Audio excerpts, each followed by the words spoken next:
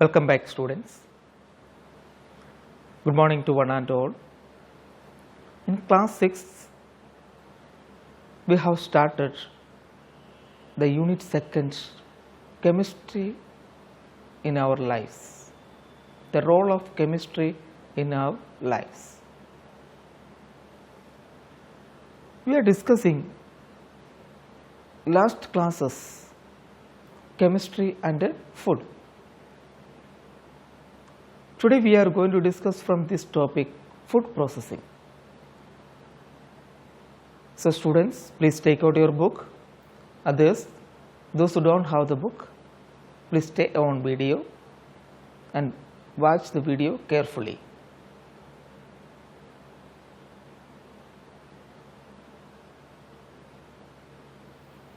So students, here is our topic, food processing. There is a great demand for ready-to-eat food today. To prepare such food, the material is made to go through a series of physical as well as chemical treatments. To prepare such food, the food material should be made to go through a series of physical as well as chemical treatments. And also mixed with the additives. In food processing, food mixed with the additives, and finally the food packaged. Okay, students, these are the three steps. These are the three steps.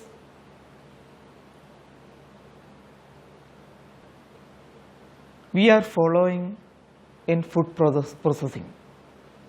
Which are the three steps? First one, made to go through the series of physical as well as chemical treatments. Second one, mixed with the additives. Third one, package. All these steps are taken together make up the concept food processing. All these steps taken together make up food processing. In food processing, we have to follow these three important steps. Additives are chemicals used for various purposes. So, what do you mean additives?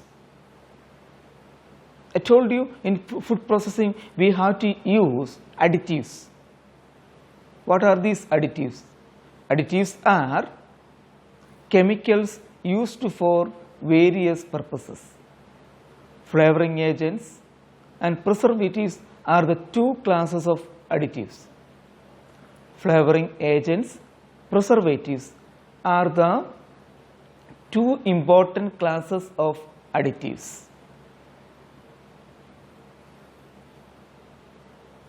First of all, we are going to discuss about flavoring agents.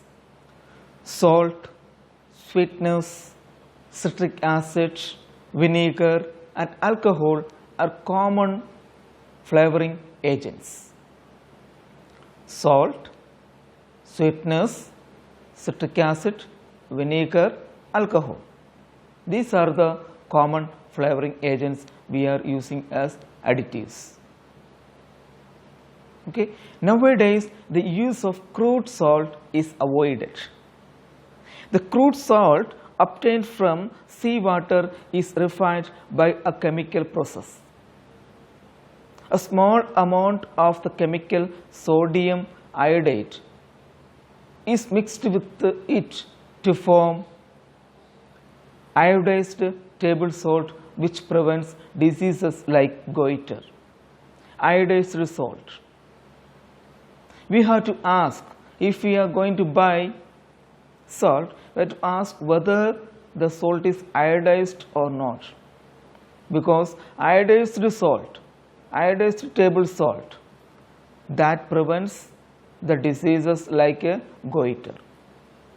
So we have to choose the iodized salt for as our table salt. Okay.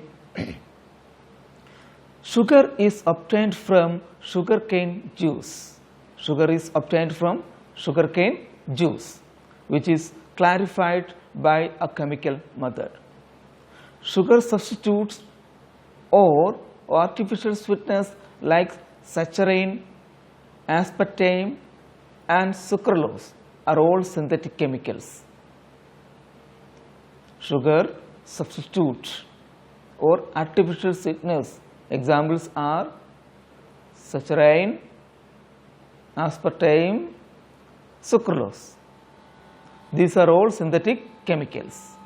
So what we are discussing about now, what is the role of chemistry in our life?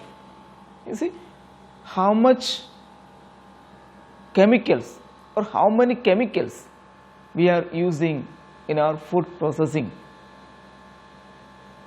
And another one, citric acid is obtained from lemon juice and vinegar is acetic acid mixed with the water. Citric acid, that is a chemical that is obtained from lemon juice and vinegar. Okay, students. And alcohol, that is prepared from molasses. What is molasses? Molasses, here is a word come, molasses. That is a waste of the sugar industry. So alcohol is prepared from this molasses by the process of fermentation. Alcohol is prepared by the process known as fermentation. It is prepared from molasses, a waste of the sugar industry. That is also chemical. Now we are going to discuss about the preservatives. Preservatives. A preservative improves the keeping property of a food. The keeping property of a food. In other words, we can say that it keeps the food unspoiled for a longer period. Preservative keeps the food items unspoiled for a longer period. To preserve the food longer period, we are using the preservative. To keep the food unspoiled for a longer period, we are using preservatives. These preservatives are the chemicals. Mainly, we are using two classes of food preservatives. The following two classes of food preservatives are used. First one, antimicrobes. They check the growth of any microorganisms in the food. Antimicrobes check the growth of microorganisms in the food. Microorganisms. Microbes also called germs. Some common examples are given here. For antimicrobes, some common examples are given here. First one, there is sodium benzoate. Sodium benzoate.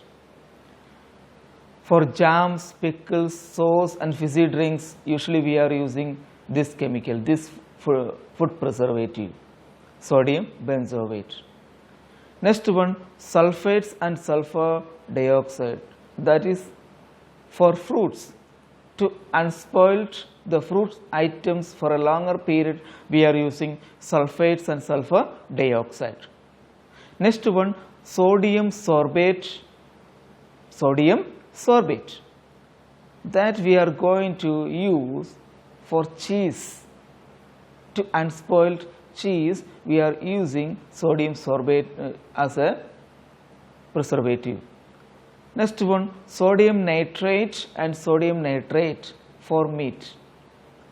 To preserve meat items, we are using the chemical sodium nitrate and sodium nitrate.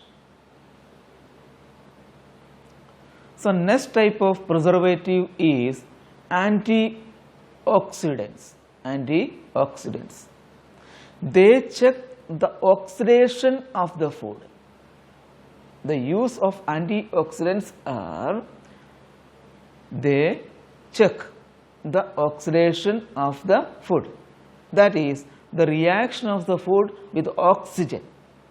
Oxidation means the reaction of the food with the oxygen which is present in air.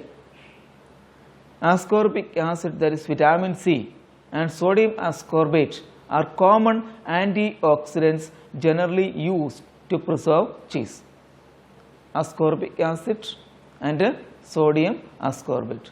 These are the two antioxidants used to preserve cheese. Finally, the food is packaged, or food is packed in such a manner that it does not remain in contact with either oxygen or microorganisms. Air is removed from the package or replaced by nitrogen. First of all, from the package, air is removed. From the package, air is removed from the package and replaced by nitrogen. Instead of air, we are filling the gas nitrogen. Nitrogen is an inactive gas. Why we are filling nitrogen instead of air? Because nitrogen is an inactive gas. Nitrogen is an inactive gas. That's why we are filling nitrogen in food packages. And it does not act on the food. It does not act on the food. Why we are using nitrogen gas in a food packages? First one point, nitrogen is an inactive gas and it does not act on the food. Have you ever wondered why packets containing dry eatables like potato chips are swollen? Because they are filled with a large amount of nitrogen gas. Because the eatable packages filled with a large amount of nitrogen gas. The extra gas also acts as a cushion preventing breakage. The extra gas, why?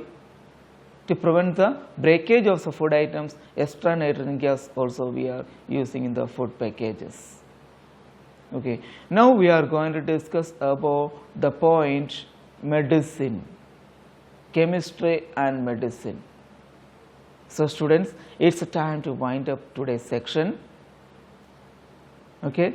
I hope that you understood all the points which we have discussed. If you have any doubt, you can ask me directly in the class starts. Okay students. So today we are going to wind up. Till then, next class. Goodbye and have a nice day.